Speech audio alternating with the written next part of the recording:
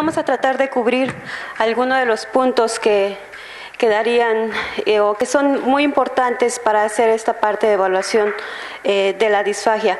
Algo que es importante tener presente es que muchos de nuestros hospitales, todos ustedes que laboran dentro de las instituciones, es un mal no diagnosticado, tristemente, porque normalmente los pacientes que salen intubados de la terapia intensiva, pues lo que hacen es, pues bueno, ya empiézale líquidos claros, empiézale con dieta blanda o con dieta a ver a cuál tolera. Cuando realmente sabemos que un paciente que sale de una terapia intensiva, que está intubado, por lo menos pasan 15 días en que este proceso se pueda llevar a cabo.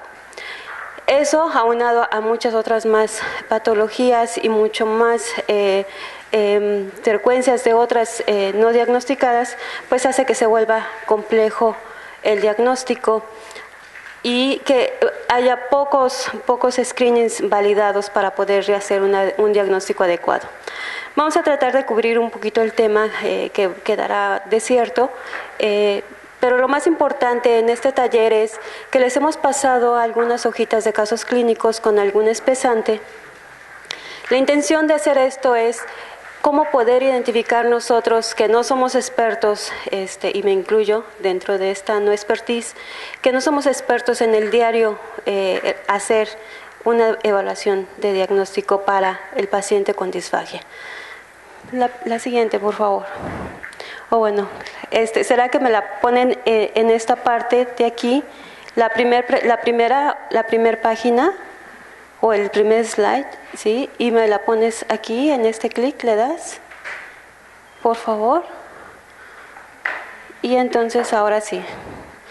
Bueno, ¿qué es lo que la siguiente, por favor, ¿qué es lo que vamos a tratar de abordar en este tema? Y se llama ABCD porque, pues bueno, de acuerdo al proceso de nutrición clínica, ¿no?, de la ADA, pues existe todo un proceso en el cual es lo que estoy queriendo presentar. Pasamos la siguiente, por favor. En el primer punto, pues bueno, vamos a tratar de abordar todo lo que son, desde lo que vendría siendo la parte subjetiva, como son los signos y los síntomas, la parte objetiva, lo que es ya el ABCD, los problemas nutricionales a los que nos vamos a enfrentar con los pacientes con este tipo de problemas, los requerimientos y las recomendaciones. A manera de introducción, pues bueno, es algo que tampoco nos enseñan en la licenciatura y creo que tampoco en algunas maestrías.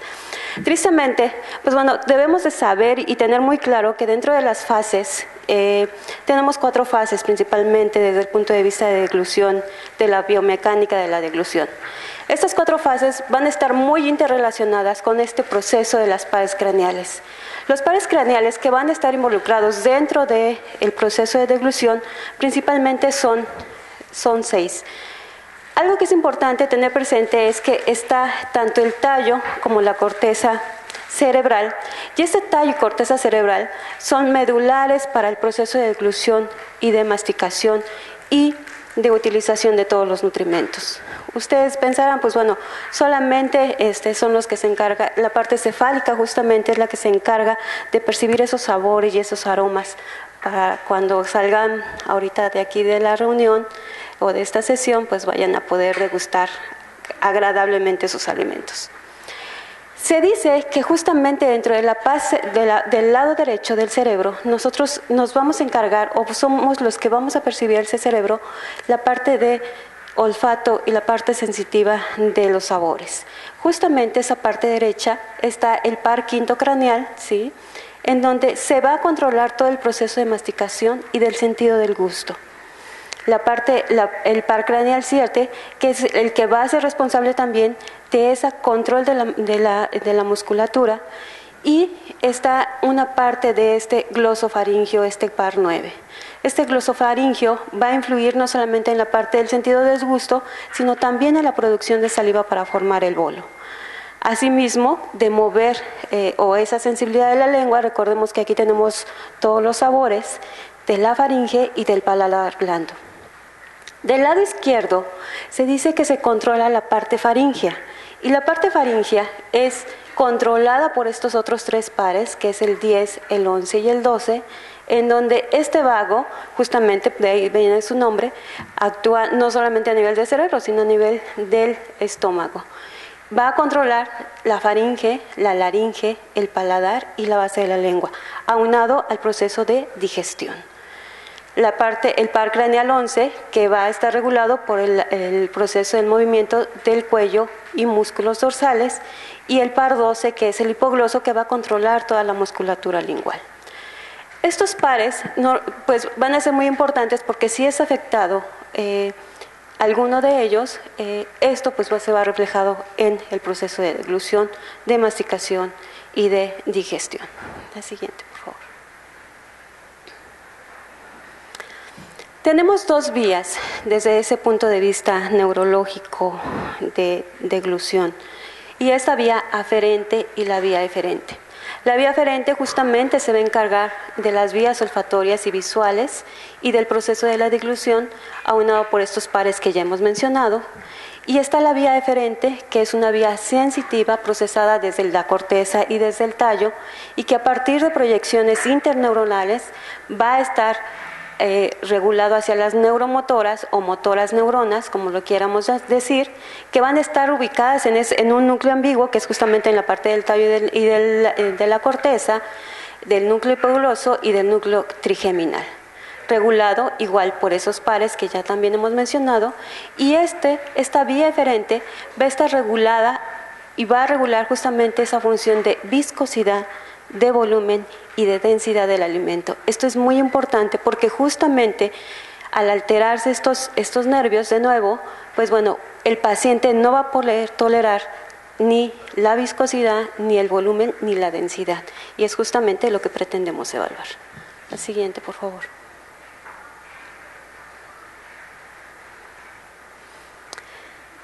¿Cómo podríamos integrar esta parte de la biomecánica con la parte de la deglución?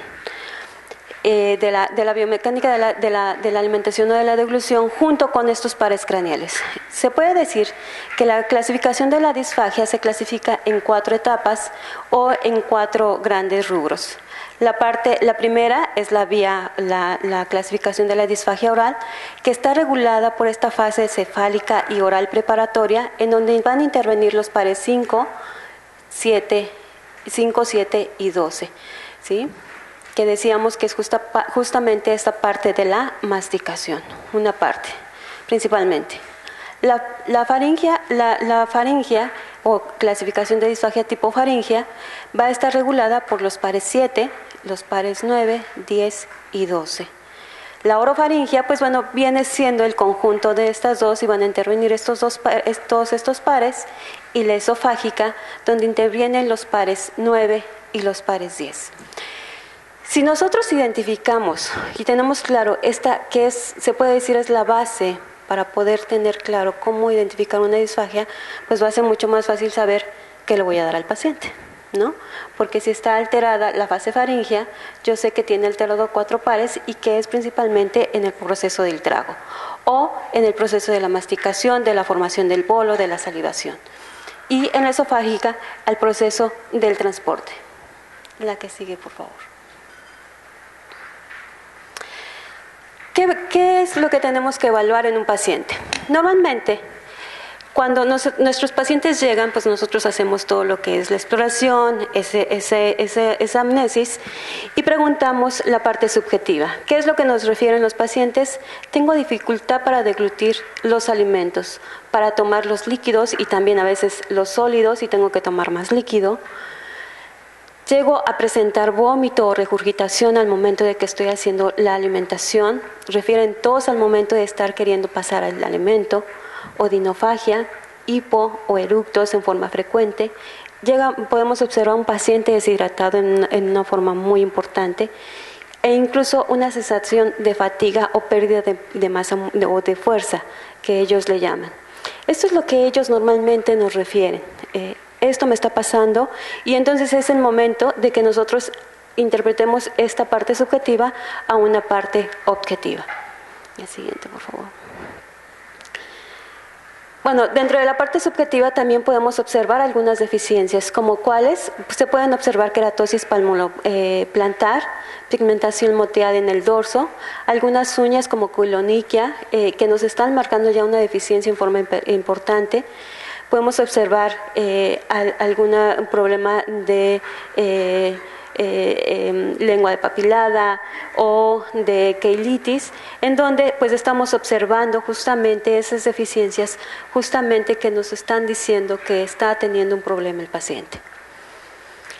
Pero como habremos de corroborar, justamente, pues esta corroboración se va a dar principalmente cuando nosotros tengamos que hacer esa evaluación o ese screening en forma más importante. Y lo más común es que observemos cialorrea, pérdida de peso en el paciente.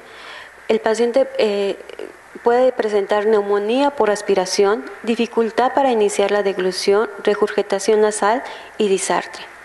Al momento de hacer las exploraciones con diferente ala esofágica, podemos observar dolor torácico, dificultad para pasar sólidos y líquidos y principalmente, esas serían las dos. Digo, la cialorrea y la regurgitación es muy común en general en toda la disfagia. La que sigue, por favor. Esta evaluación objetiva, pues bueno, al momento de que yo hago justamente este ABCD, ¿qué son los parámetros o cuáles serían los indicadores más importantes a evaluar desde el punto de vista nutricional para que yo pueda hacer una evaluación adecuada? Hay que considerar 4 parámetros desde el punto de vista antropométrico, índice de masa corporal, que es pues básico, y vamos a ver pacientes con pérdida de peso muy importante, y hay que cuidar el porcentaje de peso de acuerdo a Viristian, ¿no? los que lo manejan. El área músculo-braquial seguramente va a estar por debajo de percentiles 10 o hasta 5, y el pliegue cutáneo occipital igual. Dentro de la bioquímica podemos observar que los pacientes van a presentar leucocitosis, lo que nos está indicando una neumonía por aspiración, incluso leucopenia, que nos está diciendo el paciente está inmunodeprimido o algo está pasando con él. Los pacientes pueden presentar anemia, y esta parte de relación de uremia con alteraciones hidroelectrolíticas nos están diciendo, ¿sabes qué? Tu paciente está deshidratado. O está también indicado que se puede correlacionar con hipoalbuminemia y creatininas incluso de 1.1, 1.3 o 1.5, y dicen, no, tiene falla renal, no, está deshidratado, ¿no? Nada que ver. Desde el punto de vista clínica hay que considerar cuál es la patología de base que está presentando el paciente y por qué está presentando estas disfagias.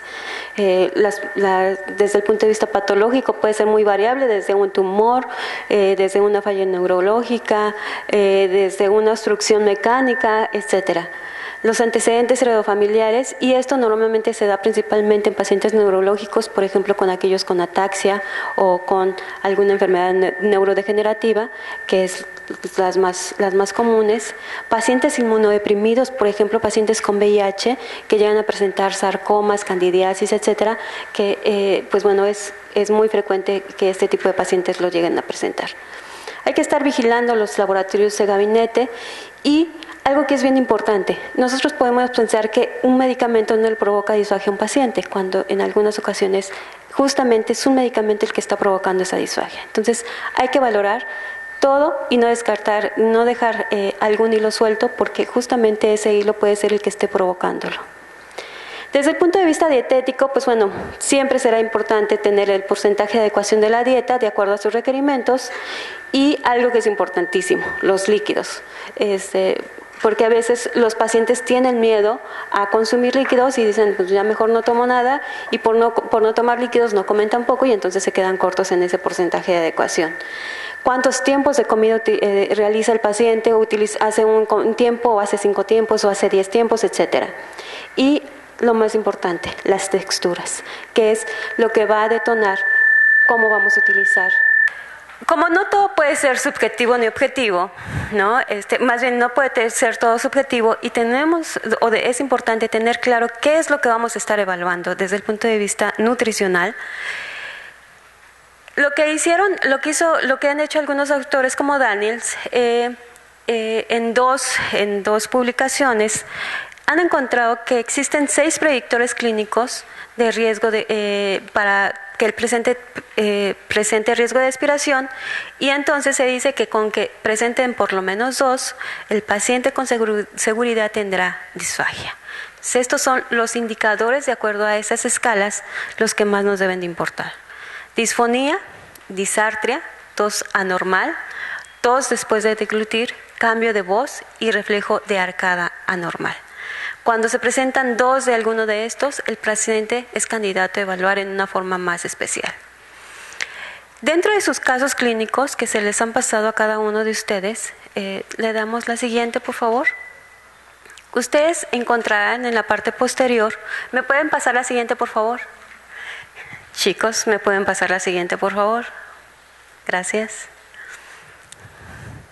Dentro de esa escala, ustedes van a encontrar, no existen la escala de Foix y la escala de Gauss, vienen separadas. ¿Qué es lo que hemos hecho aquí? Vero, la siguiente presentadora del siguiente tema, les platicará seguramente con más detalle, y es algo que nosotros estamos tratando o estamos de implementar dentro del instituto.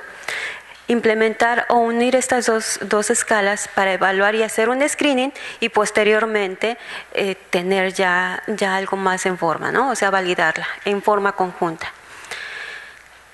Algo que nosotros tenemos normalmente es, si el paciente tiene una total dependencia de la sonda, si es que tiene alguna sonda, ¿en dónde está ubicada? Esto nos va a ser muy importante, porque de eso va a depender si nosotros podemos pasar a la siguiente etapa de texturas. Dependencia de la sonda con pocos intentos efectivos en la ingesta oral, es decir, tiene la sonda pero no tolera ni una cucharada de alimento. ¿Y cuál es su ingesta mínima por vía oral, en dado caso que se esté dando? Si no tiene dependencia de esto, puede ser que sí tenga dependencia de esto, que es a la ingesta oral. Solamente consume una sola consistencia, o sea, no puede consumir líquidos o no puede consumir sólidos. Puede utilizar diferentes consistencias, pero requiere una preparación especial. O sea, que puede utilizar papillas, pero necesita consumir la manzana, pero necesita hacer papilla porque no puede ser de diferente forma. Puede consumir solamente una preparación, pero evita ciertos alimentos porque tiene miedo de que el paciente, tiene miedo de que le pase algo, ¿no? Y una ingesta oral sin restricciones, o sea, si es sin restricciones seguramente no tiene disfagia el paciente. La que sigue, por favor. Esta escala también, que es la de Gauss, hace una investigación preliminar de la deglución en forma indirecta. Algo que es un requisito para poder hacer esta escala es que el paciente debe estar alerta por lo menos 15 minutos cuando están todavía sedados, recién quitados del ventilador, etcétera, o con algún daño neurológico, o salen después de una quimioterapia, que ya no tienen ganas de estar despiertos, pues no se puede hacer esta medición. Entonces hay que estar cuidando muy bien en qué momento agarrar al paciente para que lo podamos hacer. Si tiene tos voluntaria o aclaramiento de la garganta y el paciente debe toser en forma voluntaria, eficaz y aclarar su garganta en 2 ocasiones, se le pide que dé un trago, o si no hay presencia de babeo. Si hay cambio en la calidad de voz, si hay ronquera, sofocación, voz húmeda que le llaman, y entonces si sale por lo menos una de todas esas, pues hay que investigar más allá y hay que continuar con la segunda parte, si sale más de 5. La siguiente, por favor. Si sale más de 5, entonces dicen ustedes, ¿y cuándo voy a acabar de medir? Pues bueno, hasta que se termine. Es la parte directa de la deglución, que es posible hacerla, o si está retardada con ciertos alimentos con cierto tiempo. Si hay alteración también en la parte de los sólidos. Si hay alteración en la parte de la tos, que es involuntaria, en qué momento, y presencia de babeo, ¿sí? Entonces, todo esto nos va a dar una sumatoria y, pues entonces, si nos sale 5, por ejemplo, si son semisólidos, hay que continuar con los líquidos. Si son líquidos, hay que continuar con los sólidos. Y si son sólidos, pues seguramente vamos a ir a una dieta normal. La que sigue, por favor. ¿Cuáles son, en conclusión, se puede decir, los problemas a los que se van a enfrentar principalmente con estos pacientes? Principalmente desnutrición energético-proteica, por el consumo inadecuado, por un consumo insuficiente o por bien disminución del gusto y del olfato que va a hacer que no consuman la cantidad adecuada. Disminución del consumo hídrico, lo que nos va a dar problemas y cambios en la salivación. Deficiencia, ya veíamos, de vitaminas, principalmente hierro, zinc, riboflavina, niacina, folato y vitamina B12. Función gastrointestinal alterada, y ustedes dirán, ¿por qué función gastrointestinal? Si el problema es de disfagia, no de colon. Pues bueno, porque esta biomecánica de deglución, decíamos que por ese nervio vago puede alterarse, y también por el consumo, al tener disminución de consumo hídrico, va a tener problemas de constipación y estreñimiento el paciente. Algo que es, en cuanto a los cambios conductuales, el paciente va a tener todo el tiempo miedo y depresión, por lo que hay que apoyarnos siempre de algún terapeuta. Y esa interacción fármaco-nutrimento por antibióticos, quimioterapia, inotrópicos, etc. Estos son los problemas principalmente que van a enfrentarse con estos tipos de pacientes. La siguiente, por favor. ¿Qué vamos a hacer con ellos? Eso es lo más importante. Ya sabemos diagnosticarlos, ya sabemos qué vamos a hacer, pero ¿qué hacemos con ellos? Hay que satisfacer primeramente, asegurar el aporte que sea adecuado, proporcionar vitaminas y minerales en una forma segura y eficaz, no sobrevitaminar, ojo, y lo más importante es prevenir desnutrición. ¿Cuánto le vamos a dar? Se recomienda utilizar la fórmula de Mifflin por 1.25 o Harris-Benedict si el paciente aún está depletado, con peso normal de 30 a 35 o con 35 a 40 si el paciente tiene un peso bajo. Es importante modular la respuesta inmunológica para prevenir ese estado oxidativo, y hay que dar una alimentación temprana, dado que se ha visto que es benéfica. En cuanto a proteínas, de 0.8 a 1.1 más 25 calorías, o bien se puede dar de 1.25 hasta 1.5, dependiendo de qué, del estado nutricional del paciente. Y suplementar con micronutrimentos, antioxidantes, hierro, Horacio Yeco, ácido fólico y vitaminas del complejo B. La siguiente, por favor.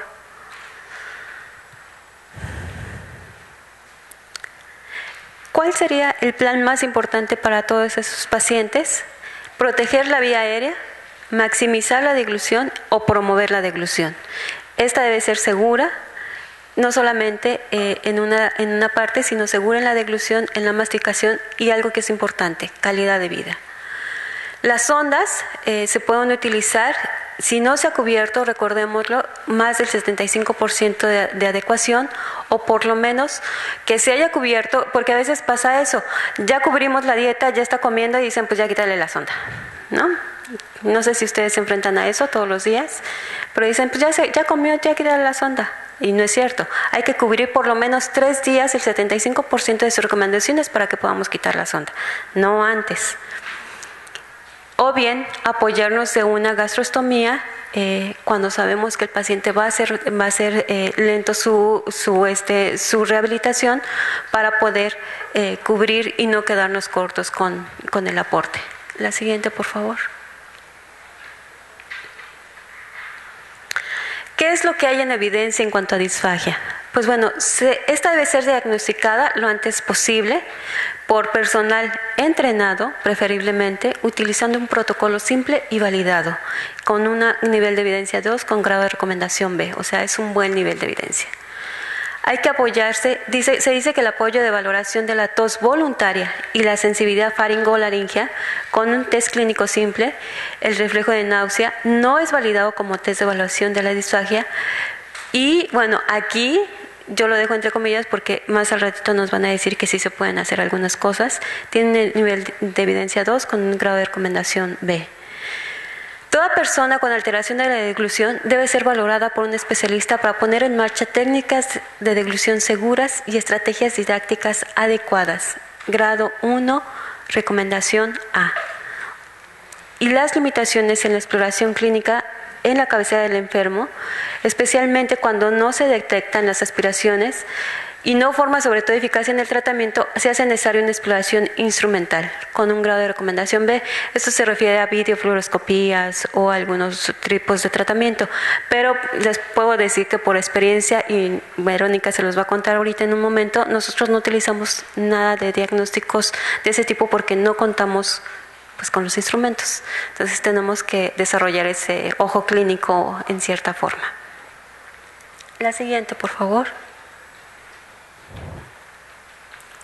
¿Cuáles serían las recomendaciones generales? Pues bueno, dependiendo de las características de la dieta, van a ser esas indicaciones: bajas en fibra, líquidos claros, texturas espesas o bien homogéneas, trituradas para obtener consistencia deseada y basada en una dieta fácil de mastigación o una progresión de la dieta. Estas indicaciones, pues bueno, están también dentro de su parte, la parte posterior de su hojita, y es importante para que ahorita que vayamos a contestar el caso, pues veamos si realmente valió la pena estar aquí algunas horas todos. La siguiente, por favor. Creo que ya es la última, si no me equivoco. No, me faltó una. Estilo de vida, pues bueno, esto va más hacia recomendaciones donde se ocupa el decirle al paciente: cabecera, elevarse la cabecera en la cama, no dormirse en posición prona absoluta, supina, evitar el uso de prendas de vestir muy ajustadas, restringir el consumo de alcohol, dejar de fumar, reducir el peso, no acostarse después de comer y evitar comidas antes de la hora de dormir, y estimular la salivación con chicles o pastillas. Esto a veces ayuda un poco a los pacientes. Y ahora sí creo que ya es la última. Con esto yo terminaría. Ahí dejo mis datos por cualquier duda, pregunta o reclamo, sugerencia, etcétera. Muchísimas gracias.